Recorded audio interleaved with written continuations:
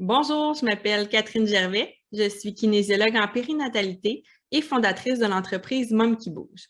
Aujourd'hui, je voulais démystifier une question qui revient vraiment souvent chez les nouvelles mamans. Quand est-ce que je peux reprendre l'activité physique suite à mon accouchement? Quelles sont les étapes pour y parvenir? Donc, j'espère vraiment vous apprendre au courant de cette présentation plusieurs astuces dans votre remise en forme post-accouchement. Alors, n'hésitez pas, à la fin, il y a mes coordonnées. Si jamais vous avez des questions, écrivez-moi, ça va me faire plaisir d'y répondre. Alors, je vais partager mon écran. Et voilà, ça devrait apparaître sous peu. Donc, quelles sont les étapes de la remise en forme post-accouchement? C'est parti. En introduction, je vous comprends, recommencer à faire de l'exercice après une période de coupure, là, comme la grossesse et la période postnatale immédiate, les premiers jours avec bébé, c'est pas là qu'on a envie vraiment d'aller bouger comme avant. Ou même juste de débuter l'entraînement dans notre vie, ça ne doit pas être pris à la légère. Donc, des fois, il y a des mamans qui n'étaient pas sportives du tout, puis là, avec la venue de bébé, ils se disent, je suis en congé maternité, je vais prendre le temps de me remettre en forme. Donc, peu importe qu'on était sportive ou non sportive, les conseils vont s'appliquer là aujourd'hui. La tentation, elle peut être vraiment forte de se lancer en pleine liberté, de dire, OK, je veux sentir mon corps en action, je veux reprendre possession de mon corps là, après la grossesse, j'aimerais savoir ce dont je suis capable. Puis là, on a le goût de se donner à fond là aussi pour des fois perdre les kilos qui se sont accumulés. Mais rien ne presse, dites-vous ça. Pour maximiser les chances de réussir un retour vers les entraînements, les sports favoris comme avant, sans te blesser, sans développer de symptômes comme les fuites urinaires, descente d'organes, etc. Il faut faire preuve d'organisation et de patience. On va y revenir un petit peu plus tard. Qu'est-ce que je veux dire par là? Avant de commencer, moi, j'ai 2 enfants. J'ai une césarienne pour mon garçon, puis un accouchement vaginal pour ma fille ensuite. Ça m'a permis de vraiment comprendre les 2 types d'accouchement, pouvoir un peu mieux accompagner aussi les mamans à travers tout ça. Les cicatrices, je connais ça tant au niveau de l'abdomen qu'au niveau du périnée. Au niveau de ma formation, j'ai fait un bac en kinésiologie en 2010, suivi d'un micro-programme en nutrition et alimentation aussi là, en même temps. Et c'est à partir de 2018, là, suite à mon premier accouchement, que je me suis concentrée sur les formations continues en périnatalité par des spécialistes, donc obstétriciennes, des physiothérapeutes en rééducation pelvienne périnéale, d'autres kinésiologues qui étaient déjà des sommités dans le domaine. Donc, je voulais pour moi, pour mieux vivre ma deuxième grossesse et mon deuxième accouchement, le faire. Donc, pour tester un petit peu qu'est-ce que j'apprenais. Mais ensuite, ça a tellement bien été que je me suis dit, il faut que je continue à me former là-dedans. J'adore ça. Je veux partager la bonne nouvelle qu'il y a des trucs qu'on peut faire pendant la grossesse et pendant la période postnatale, immédiate et même un peu plus tard pour protéger sa santé pelvienne. Alors, on arrive dans le sujet principal, les étapes de la reprise de l'entraînement après l'accouchement. L'étape 0, c'est la première semaine qui suit l'accouchement. On veut vraiment être en position couchée le plus possible. On récupère de l'accouchement. Les exercices de respiration pour essayer de coordonner le diaphragme avec notre respiration, ça pourrait fonctionner à cette étape-là. On peut faire aussi un peu de pompage du plancher pelvien, mais sans rien chronométrer. Ce n'est pas des Kegel en tant que tel, c'est juste d'aller essayer de reconnecter avec notre plancher pelvien, qui a quand même été beaucoup affecté et par la grossesse et par l'accouchement, surtout si ça a été par voie vaginale. Donc, on ne veut pas trop le travailler, mais juste essayer de voir est-ce que je suis capable un peu de contracter vers le vagin ou vers le rectum. Donc, c'est des petits tests qu'on peut faire la première semaine. Mais honnêtement, cette semaine-là, on apprend juste à découvrir notre nouveau rôle de maman avec 1, 2, 3, 4, 5 enfants, peu importe. On veut connaître notre bébé, on veut installer le boire, l'allaitement. Donc, rien de stressant, je l'appelle la semaine qui suit l'accouchement, l'étape 0. Parce que les autres étapes, même si je vais mettre entre parenthèses des semaines post-accouchement, si ça fait 6 mois que tu as accouché et tu n'as jamais rien fait du tout, ça a été difficile pour toi pour X, Y raison, puis là, 6 mois après, tu veux commencer à t'entraîner, tu reprendrais quand même l'étape 1 et non pas l'étape 5, par exemple. Je veux vraiment que tu suives les étapes, peu importe ça fait combien de semaines ou de mois que tu as accouché. Mais l'étape 0, elle, on n'est pas obligé de la faire si ça fait 6 mois. Vous comprenez là, le principe. Il n'y a pas de raccourci. L'étape 1, donc parenthèse, si on est très proactif, ça serait la semaine 2, 3 post-accouchement ou 6 mois après si on n'a rien fait. On veut continuer à travailler le diaphragme avec les exercices de respiration. On veut travailler les muscles du plancher pelvien. On peut commencer à faire des marches extérieures d'une intensité légère, de courte durée. On augmente ça vraiment progressivement. Petite parenthèse, si c'est une césarienne, on va être encouragé à marcher là, dès l'étape 0, si on veut, dès la première journée pour éviter les risques de phlébite. Mais c'est toujours souvent qu'on va marcher, mais vraiment pas très longtemps. Et pour les mamans qui ont accouché par voie vaginale, bien, on peut attendre un petit peu avant de marcher puis commencer ça à cette étape-là. On pourrait aussi commencer à masser autour des cicatrices si les points sont tombés.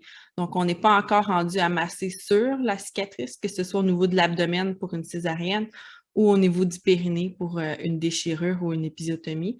Donc, on peut juste aller tirer la peau, bouger autour de la cicatrice. On est quand même encore loin d'y toucher pour le moment. L'étape 2, ça serait semaine 4 à 6 environ, si vous êtes proactif puis qu'on respecte tout ça. On veut intégrer les muscles multifides qui sont situés au niveau du dos. C'est des stabilisateurs. Et on va aussi travailler le transverse de l'abdomen, qui est notre gaine. Lui aussi, un beau muscle très important à faire sa rééducation. Il a été beaucoup étiré avec la grossesse, donc on veut qu'il laisse le temps de reprendre, oui, sa forme originelle, mais on peut quand même essayer de le contracter pour l'aider. C'est là aussi qu'on peut faire de plus en plus d'étirements. On veut soulager les tensions musculaires. Donc, l'étape 2, on va commencer des travaux plus asymétriques. Donc, je lève un bras, je lève une jambe, j'essaie de stabiliser, je regarde qu'est-ce que ça dit. On n'est pas encore rendu à faire des gros exercices de fente très écartée, là, tout ça, mais on veut quand même un peu travailler la stabilité. L'étape 3 serait 6 à 8 semaines environ. Donc, c'est là qu'il y a une fermeture naturelle et spontanée de la ligne blanche abdominale. Donc, ça va se refermer. Ça l'a étiré beaucoup. C'est pas mal là que ça se referme. Donc, c'est important avant ça de proscrire les exercices d'abdominaux superficiels ou de bloquer sa respiration. Quand on lève des charges lourdes, là, on veut vraiment pas tant enlever avant cette étape-là. Le portage de longue durée aussi, là, je le proscris avant ça. Donc, c'est pas le temps d'aller faire 4 heures de randonnée en montagne escarpée avec un bébé en portage. Avant cette étape-là, là, on ne veut pas ça. On devrait continuer à travailler les muscles profonds, puis on augmente tranquillement la difficulté des exercices qu'on a fait dans les semaines précédentes. L'étape 4, donc je serai à 2-3 mois post-accouchement. C'est souvent là qu'on va revoir le médecin, la sage-femme, la personne qui nous a aidé à accoucher finalement, pour avoir le OK. Le OK, c'est quoi? Le OK, c'est surtout est-ce que la guérison semble bien au niveau des cicatrices, s'il y avait eu des cicatrices? Est-ce qu'on fait de l'anémie? Comment que ça va au niveau de la santé générale, là, mentale et physique de la maman? Donc, c'est pas un OK pour reprendre les sauts, pour reprendre ce qu'on faisait avant. C'est pas un OK du tout pour ça. Surtout si on n'a pas fait encore aucune étape. Ça fait 2-3 mois qu'on a accouché, on n'a rien fait du tout. Ben là, je reprendrai l'étape 1, 2, 3, 4 comme ça. Mais si on avait fait les autres étapes, c'est là que je pourrais reprendre l'entraînement qui est un peu plus conventionnel au niveau du cardio, au niveau de la musculation, donc appareils cardio comme l'elliptique, par exemple. La musculation sur des appareils, si on est en salle d'entraînement, on pourrait reprendre doucement. Mais je conseille encore plus des exercices avec le poids du corps, les poids légers. On a plus le contrôle, puis on va augmenter ça progressivement. L'étape 5, c'est à partir de 12 semaines. C'est souvent là qu'on pourrait, si on était proactive encore là, reprendre l'entraînement avec impact. Donc, je parle de la course à pied, des sauts, steps. Donc, les cours de step, les cours d'aérobie, de Zumba que ça saute, là, c'est l'étape 5 là, dans ma tête. Donc, si tout a été fait au préalable, ça serait à partir de 12 semaines. Puis honnêtement, pour les césariennes, on pense plus autour de 6 mois post-accouchement pour reprendre l'impact pour que vraiment tout soit guéri. Il y a eu quand même, c'est pas juste une cicatrice au niveau de la peau, là. Il y a plusieurs structures qui ont été coupées. Fait qu'à l'interne, on ne sait pas comment que ça guérit. Souvent, on va avoir encore des adhérences. Donc, rarement avant 6 mois, les mamans sont à l'aise post-césarienne de reprendre le jogging. ou des fois sont à l'aise, puis les symptômes vont revenir là, suite à la course à pied. Donc, on peut attendre un petit peu plus longtemps. Et même pour les mamans par voie vaginale, c'est un minimum. Si on était très proactif, on peut reprendre 3 mois après l'accouchement. Il y en a que ça va être 6, 9, 12, 18 mois. Donc, il y en a qui ne sont pas à l'aise avant ça. Ça dépend de plusieurs facteurs, puis on va les regarder tantôt. L'étape 6, donc quand l'impact va bien, bien là, on va mettre des sports de contact, changement de vitesse à peu près 6 mois après, soccer, volleyball, décoquer, bateau dragon, que c'est plus asymétrique, crossfit, l'haltérophilie. Donc, si j'ai bien respecté les étapes, ça serait l'étape 6, dans la dernière étape, 6 mois post-accouchement. Et là, ben, dans le cas d'une césarienne, on fait l'étape 5 à partir de 6 mois, donc l'étape 6 va peut-être être à 9, 12 ou même un petit peu plus. C'est important de consulter une kinésiologue qui est certifiée pour l'entraînement postnatal et une physiothérapeute en rééducation pelvienne périnéale, surtout si on a des symptômes qui persistent au-delà de 3 mois. Donc, si j'ai des fuites urinaires, je sens que ma diastase n'est pas encore refermée, c'est relâché, j'ai des sensations de lourdeur au niveau vaginal, au niveau rectal, dépasser 3 mois, c'est vraiment pas normal. C'est fréquent, mais c'est pas normal, donc on est mieux de consulter. Mes recommandations par rapport à ça, ben, c'est mieux de faire des exercices moins longtemps, mais plus souvent. Fait qu'un 5 minutes par jour, le premier mois qu'on s'installe pour faire un peu de respiration, un peu d'exercice de reconnecter avec le plancher pelvien, tout ça, 5 minutes, c'est bien suffisant. Attendez pas d'avoir une fenêtre idéale parce que bébé, là, c'est lui le boss. Fait que dès qu'il dort, on laisse faire la vaisselle ou les autres tâches, faites-le votre 5-10 minutes d'exercice. C'est le moment. Allez pas mettre votre kit d'entraînement là, super beau. Non, on fait juste s'installer, même si on est en pyjama, on peut faire ça coucher dans le lit, puis on commence nos exercices. Les 3 premières semaines, ayez de l'aide pour toutes les tâches de la maisonnée parce que pour vrai, votre attention va être sur bébé. Ça va être difficile pour vous là, de juste prendre une douche là, puis de manger. Fait que c'est les soins de bébé, manger, se laver, ça va être important que ça soit ça. Les exercices pour mieux récupérer, le reste peut vraiment attendre. Tout ce qui est flexion du tronc. Donc, si mes jambes sont droites puis que je penche mon dos pour aller prendre bébé ou pour aller prendre une charge, il ne faut pas faire ça. Il faut vraiment plier les genoux. On sort les fesses, les hanches vers l'arrière et on va venir prendre bébé. Donc, essayez de ne pas juste plier du dos, utiliser les jambes, très, très important. Dans le lit, bien, au lieu de faire un redressement assis pour se lever, bien, tournez-vous sur le côté, utilisez les bras pour vous relever. Ça va être la même chose aussi au sol. Si vous vous installez au sol pour des exercices, on n'y va pas en se couchant sur le dos. On se tourne sur le côté, puis ensuite, on roule sur le dos, côté, et on se relève. Très, très important. Puis, avant 6 à 8 semaines, là, on évite de prendre plus lourd que le poids du bébé. Oui, des fois, on n'a pas le choix de faire des petites sorties avec la fameuse coquille, donc le siège d'auto. Faites attention à ça. Si on est capable de prendre la poussette, prenez la poussette. Donc, on a juste à mettre, c'est allé un petit peu vite, on a juste à mettre bébé dans la poussette, puis il y a des gens qui vont vous ouvrir la porte si vous allez à la pharmacie.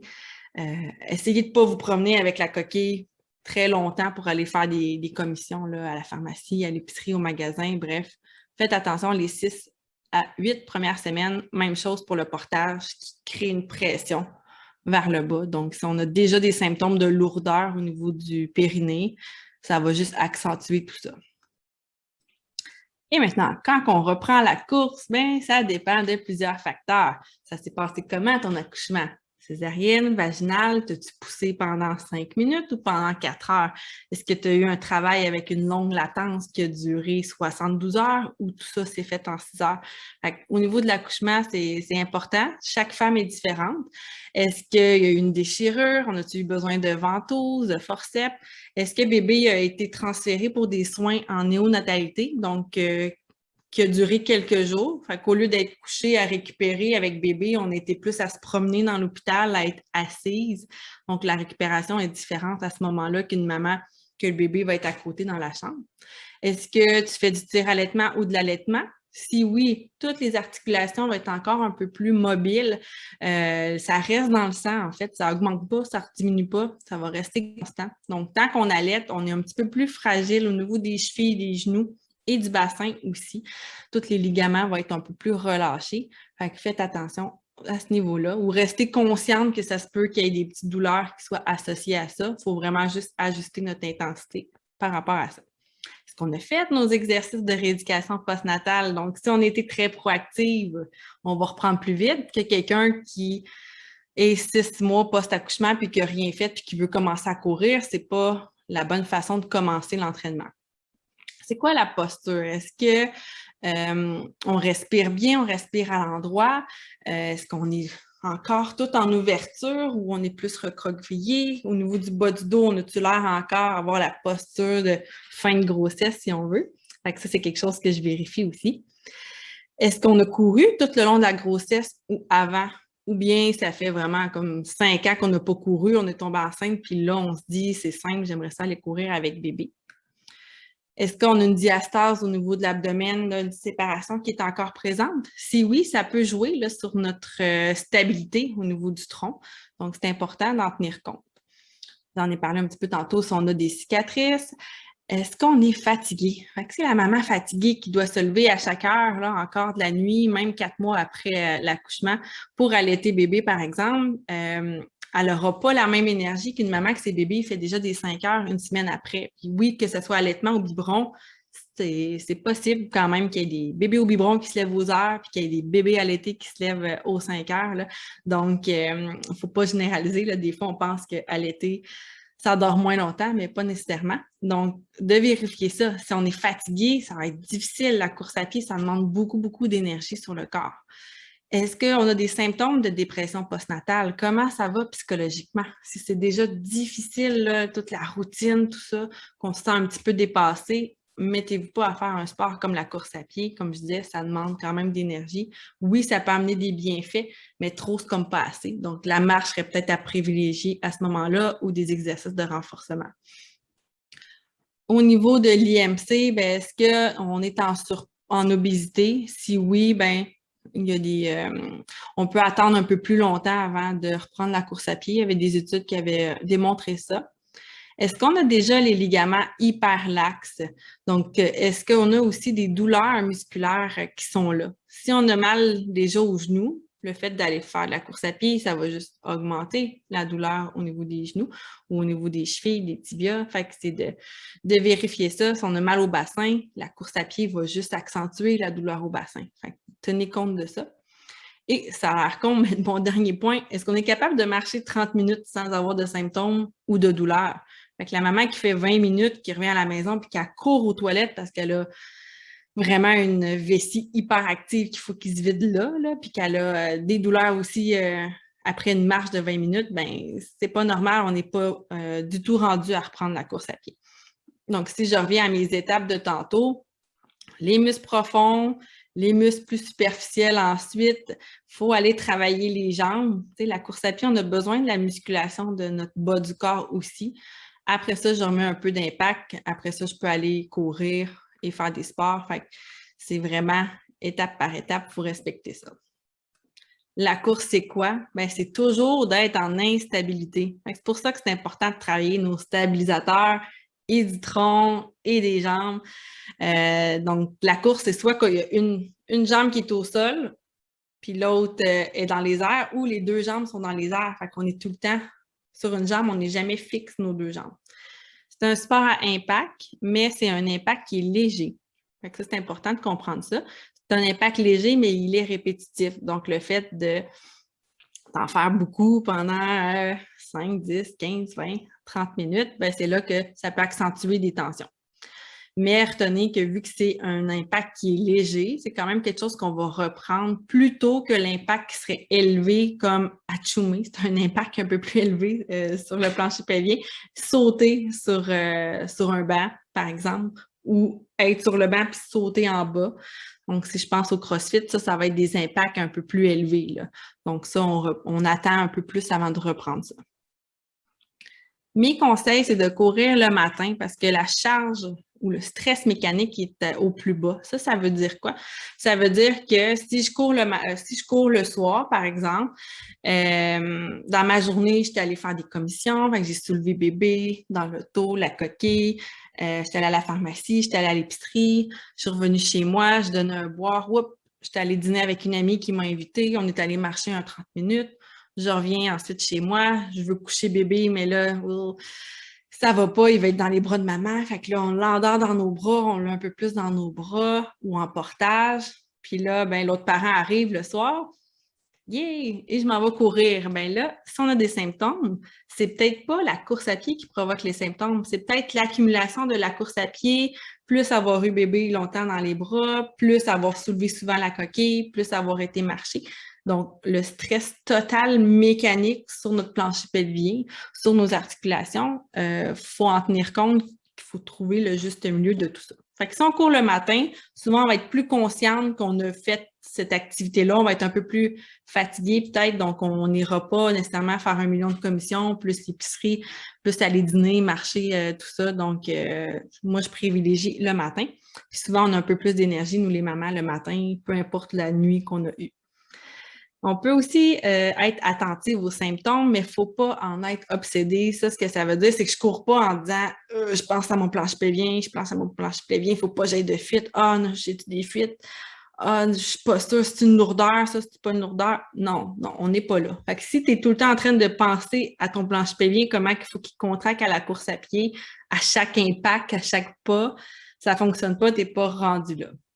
Donc, vraiment, là, attendez que ça soit bien reconnecté puis que le plancher pelvien, il faut y faire confiance qu'il contracte au bon moment pendant la course. Donc, ce que je vous dis, pensez pas à votre plancher pelvien, pensez plutôt à courir en étant grande, étirer la nuque, on s'allonge, on fait là, vraiment, on descend nos épaules pour les éloigner des oreilles et on ferait des petits pas rapides. On essaie d'avoir une cadence autour de 180 pas par minute. Ce que ça veut dire, c'est qu'on ne veut pas faire des trop long pas lent qui fait qu'on atterrit plus raide sur le talon avec un peu plus d'impact. Fait qu'on aime mieux courir plus rapidement, si on veut, avec une cadence plus rapide, puis atterrir vers le milieu du pied au lieu d'atterrir trop talon. Au niveau de l'impact, ça va être un petit peu mieux. Si on a une poussette, on ne veut pas trop s'appuyer dessus, hein? On n'est pas à côté. On fait juste la diriger, que ce soit à 2 mains, à une main, puis qu'on varie de main de temps en temps. Moi, j'aimais mieux à une main personnellement, mais on ne veut pas trop s'accoter dessus. On pense à être grand. Tout est relié. Au niveau des bébés, il n'y a pas eu beaucoup de recherches qui étaient faites sur les bébés en bas de 6 mois. Donc, si on veut courir puis que le bébé n'a pas encore 6 mois, idéalement, il faudrait qu'il soit hors de la coquille, donc bien couché avec son harnais. Puis, c'est de dire si l'autre parent veut aller courir avec un bébé, là, de ne pas aller dans les racines, de ne pas aller sur des trottoirs qui a des craques, ben, même vous, là. Mais on dirait que des fois, les mamans, souvent, le 6 mois avant qu'ils reprennent la course, est fait, mais les papas, à eux, bébé peut avoir 1 mois, puis je vais aller courir avec bébé, mais ça peut avoir l'effet bébé secoué si on court sur un trottoir ou dans des racines ou sur l'asphalte qui aurait beaucoup de craques, beaucoup de bosses, tout ça. Donc, faire attention d'avoir une surface bien lisse. On ne le sait pas, en fait. Il n'y a pas eu de recherche qui ont dit on va prendre une gang de bébés qui vont aller courir sur des trottoirs, puis l'autre sur de l'asphalte, puis l'autre qui ne court pas, puis ils vont vérifier là, comment que ça va. C'est pas éthique de faire ça. Donc, il y a peu de recherche là-dessus.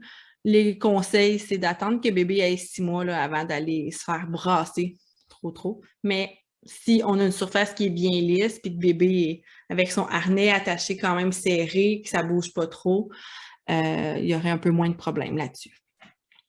Puis, pour ce qui est de comment on reprend la course à pied, il n'y a pas de recette. C'est du essai-erreur. Il faut quand même recommencer à courir en fractionné. Donc, ça veut dire j'alterne la course avec la marche. Puis, c'est mieux d'y aller souvent et pas trop longtemps.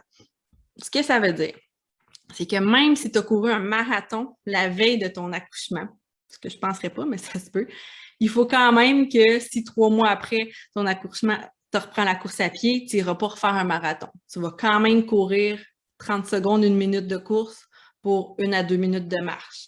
30 secondes, 1 minute de course, 1 à 2 minutes de marche. Même si toi, tu es capable de courir 3 heures consécutives. Donc, c'est important. On reprend ça la première semaine. Si ça va bien, pas de symptômes, parfait. Là, je vais courir 1 minute 30 pour marcher 1 à 2 minutes. Ça va bien. La semaine d'après, 2 minutes de course, 1 à 2 minutes de marche. La semaine d'après, 3, 1. 4-1, 5-1. Fait qu'on allonge la course, puis on diminue le temps de repos de la marche pour courir comme ça par intervalle ou en fractionné qu'on appelle, ce qui nous permet de courir aussi un petit peu plus vite à ce moment-là, puis d'ajuster notre cadence. Souvent, j'en vois que c'est comme, ils veulent se tester. Non, moi, je veux courir, je veux voir si je suis capable de courir encore 10 minutes en consécutif. Puis là, ils vont le faire, là. Ils sont peut-être capables. Mais après ça, ils vont avoir des douleurs qui vont apparaître, puis des symptômes qui vont apparaître. Fait que c'est pas parce qu'on n'a pas de symptômes qu'on n'en aura pas. Fait qu'il faut vraiment là, y aller. Du essai-erreur. Du essai-erreur. Puis ça se peut qu'il y ait une semaine que ça va bien, puis là, on monte, puis là, ça fonctionne pas. Fait qu'on redescend. Puis des fois, ça se peut qu'on redescend un step plus bas. Qu'on revienne à des 1 minute de course, 2 minutes de marche. Puis après, on repart. Fait que de dire qu'on est capable de courir 5 km en 8 semaines, c'est pas super réaliste. Il y en a que ça va être 12 semaines, il y en a, oui, que ça va être 8 semaines peut-être. Donc, c'est vraiment d'écouter son corps. Il n'y a pas de recette magique. Ça dépend de trop de choses, le retour à la course à pied post-accouchement. Et ce qui est important, c'est y aller souvent. Donc, si quelqu'un me dit moi, j'ai juste 2 fois semaine que je peux aller courir, ça ne fonctionnera pas. 2 fois semaine, ce n'est pas assez pour stimuler assez nos articulations aussi. Puis ça, c'est des conseils là, qui s'appliqueraient pour quelqu'un qui débute la course à pied puis qui n'en a jamais fait. Ça va être la même chose. C'est mieux de courir moins longtemps, mais plus souvent dans la semaine, comme 3-4 fois semaine, ça va être vraiment mieux. Le corps a le temps de s'adapter puis on évite les blessures. Fait qu'on ne veut pas une semaine on court 4, l'autre on court 1, l'autre on court 2, l'autre on court 0. Ça, c'est la meilleure chose pour se blesser. C'est pour ça que la course à pied, il y a beaucoup de gens qui se blessent. C'est qu'ils ne reprennent pas ça de façon assidue. Puis, le corps, il n'a pas le temps de s'habituer. C'est comme ça qu'il va se blesser. Donc, la constance, très, très important en course à pied. Et aussi, dans les conseils, de suivre les étapes, d'avoir renforcé, comme je disais, les muscles profonds, les stabilisateurs, le renforcement musculaire global et d'avoir testé tout ça. Est-ce qu'on est capable, par exemple, de sautiller sur une jambe 15 à 20 fois? Est-ce qu'on est capable de faire un squat sur une jambe, je m'assois sur ma chaise, je me relève debout, tout le temps la même jambe? Est-ce que je suis capable de pointer mes pieds 20 fois sur 2 jambes ou sur une jambe? Si le mollet, il y a une crampe là, après 2-3 répétitions, la course à pied, c'est pas mal du pointage de pied, là, si on veut. Donc, on ne veut pas se blesser. Fait qu'il y a des préalables qu'on peut faire comme ça pour tester est-ce que mon corps semble prêt. Sinon, on continue le renforcement musculaire, force, endurance, puissance. On teste nos muscles, tout ça. Puis l'équilibre aussi. Si la personne sur une jambe, elle a 0 équilibre, comme je disais tantôt, la course à pied, on est tout le temps sur une jambe ou dans les airs. Mes 5 clés, ça serait idéalement consulter une physiothérapeute en rééducation pelvienne périnéale avant d'aller voir, avant de débuter la course à pied, parce que c'est elle qui va pouvoir valider l'état du plancher pelvien, puis donner un vrai OK, je peux-tu reprendre la course ou non? Est-ce que c'est bien fermé? Est-ce qu'il y a présence aussi de diastase ou d'autres problèmes au niveau du bassin? Fait un petit OK d'une physio, c'est l'idéal. Si on reprend la course à pied, d'avoir une planification de course très progressive qui peut être faite par certaines physios aussi ou par une kinésiologue en périnatalité. Et oui, quand on a couru toute sa grossesse, puis même si on était marathonienne avant, il faut reprendre par intervalle, comme j'expliquais tantôt. Assidu et discipliné, quand on s'y met, c'est pour vrai. Fait que si on n'est pas capable de faire 3-4 sorties de course, j'ai écrit 4, mais ça pourrait être 3-4 par semaine à cause de la fatigue ou à cause d'autres raisons ou à cause de la conciliation avec la famille, mais il faut attendre encore un peu. Et quand on dit 3-4 sorties de course par semaine, on pourrait y aller 3 fois une semaine, tout va bien. L'autre semaine d'après, 2, puis la 3e sortie, je ne suis pas capable de sortir, bébé est là, je ne veux pas sortir avec bébé, aller courir, ça ne fonctionne pas. Courez autour de votre table de cuisine ou dans la cour, dehors. Juste 5 minutes. Fait que ça peut être ça, la 4e ou la 3e sortie de course, juste de courir 5 minutes pour aller challenger avec l'impact sur les articulations, sur le plancher pelvien, pour qu'ils restent un peu habitués. OK. Puis qu'on entretienne ça, puis que ça aille mieux la semaine d'après. Pour pas qu'il y ait un trop long nombre de jours qu'on n'a pas couru, qu'on n'a pas stimulé nos articulations. Au pire, on court 5 minutes après ses enfants autour de la table. Ça fonctionnerait, ça compterait comme une sortie de course parce qu'on a challengé. Là. Là, si tu n'es pas rendu à faire des 5 minutes en continu, ben, tu le fais par intervalle. Là. On comprend le principe, mais d'aller challenger un peu comme ça, ces articulations, c'est important. Écouter son corps, quatrième clé, et trouver une fenêtre dans la journée où l'énergie est à son meilleur, donc souvent le matin, puis comme je disais tantôt, qu'on a moins de stress mécanique sur nos articulations, sur le plancher pelvien à ce moment-là. Signes et symptômes à surveiller, je vais passer rapidement, mais il faut vérifier pendant l'activité et les 24 heures d'après si on se met à avoir des fuites urinaires ou on a de la difficulté à contrôler nos gaz, ça sort tout seul. On a une lourdeur, on a des douleurs qui apparaissent, on a des urgences là, mictionnelles, donc j'arrive chez moi, il faut que j'aille uriner, là, je cours, c'est une question de secondes, il faut que j'aille tout de suite là, uriner. Ça, si on ne l'avait pas puis que ça revient, ça serait un symptôme. Si je donne le bain de bébé, j'entends un robinet qui coule, puis là, ça me donne envie, ou j'ouvre le congélateur, puis là, il faut que j'aille uriner, même si ça fait 15 minutes que je suis allée, c'est un autre signe. Si j'allais uriner aux 2h30, puis tout à coup, il faut que j'aille uriner à chaque heure dans ma journée après ma course à pied, c'est un autre petit signe. Donc, si j'ai ces signes-là, ce n'est pas nécessaire d'arrêter complètement l'activité. Parce que la course à pied en soi, c'est un bon exercice pour aller le renforcer ou travailler notre endurance de plancher pelvien. Mais quand on a nos signes, nos symptômes comme ça, ben ce qu'on a fait, c'était trop. C'est là qu'on dit « Ah, je vais descendre d'une étape ». Puis je vais revenir avec des intervalles plus courts ou des sorties moins longues pour revenir. Fait que ça veut juste dire on diminue un petit peu, mais sans nécessairement complètement arrêter. Et si on a des segments là, qui reviennent, qui persistent au-delà de 8 semaines post-accouchement, que ce soit pour la course à pied ou pour d'autres sports et activités, consulter un médecin. Fait que c'est pas normal qu'on avait arrêté d'avoir nos lochis puis que ça revient suite à une activité physique.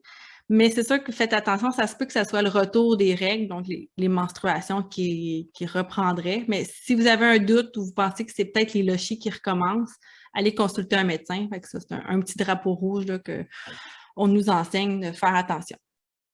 Les services que j'offre, moi, pour les mamans, mon cours de rééducation postnatale respecte ces étapes-là. Donc, c'est pour les mamans qui ont accouché entre 3 à 15 semaines. C'est possible de suivre cette session-là en ligne ou à Trois-Rivières, que je l'offre à peu près à chaque 2 mois, je pars une nouvelle cohorte. Fait qu'on rééduque les muscles profonds étape par étape, les muscles plus superficiels ensuite, puis on finit avec justement un peu les préalables à la course à pied qu'on va faire ensemble. Ça a été testé et approuvé par différentes professionnels de la santé. J'ai eu la chance dans mes clientes d'avoir médecin de famille, obstétricienne, infirmière, physio, ergo, qui m'ont toutes confirmé que c'est vraiment bien fait, que ça respecte bien le corps. Donc, c'est super. Puis ça vient avec de la théorie aussi sur la maternité et ce qu'on peut voir là, comme symptômes, justement, pour être un peu plus consciente de ça. Mes cours de mise en forme sont adaptés aux mamans puis aux femmes enceintes aussi. Faut que la rééducation ait été faite ou du moins que les mamans aient plus que 3 mois pour ce cours-là. Ça se fait en virtuel ou en présentiel aussi à Trois-Rivières. Puis, on peut aussi en mode asynchrone, là, selon votre horaire à la maison, si vous ne voulez pas être en direct, mais on peut écouter toutes les rediffusions. Donc, j'ai plus d'une centaine de vidéos sur une plateforme que vous pouvez suivre. C'est un genre de Beachbody adapté aux mamans puis aux femmes enceintes, pour ne pas nommer à quoi ça ressemble. Et ben j'ai un cours que je donne aussi à Trois-Rivières, qui est le cours Retour à la course à pied, qui peut être aussi initiation à la course à pied si vous n'avez jamais couru. Donc, selon la saison dans l'année, c'est un cours avec des intervalles progressifs, puis des exercices de renforcement spécifiques pour les coureurs. Donc, si ça vous intéresse de joindre une cohorte selon la saison, vous pouvez communiquer avec moi, me donner votre nom pour la liste d'attente. Et je peux faire aussi en ligne ou en présentiel des évaluations à savoir est-ce que je serais apte à recommencer la course à pied. Donc, est-ce que justement, si je fais les tests préalables, là, on est capable d'avoir une bonne stabilité, une bonne force, tout ça. Et aussi, je peux vous faire une planification personnalisée pour vos sorties de course. Donc, voilà mes services que je peux offrir aux mamans. Mon dernier conseil, ce serait écouter votre corps. Prenez le temps après l'accouchement. Il n'y a pas de raccourci. Le corps il a changé en 9 mois. Vous pouvez donc bien le laisser 9 mois pour qu'il se replace. Soyez aussi critique. Donc, on ne veut pas croire tout ce que vous trouvez sur Internet. Si ça a l'air beau, rose, simple, facile, magique, là, tenez-vous loin de ça parce qu'il faut vraiment tout le temps que ça soit adapté, puis ça peut être long, puis c'est normal. Et ce qui fonctionne pour une influencer ou quelqu'un d'autre ne fonctionnera pas nécessairement pour toi.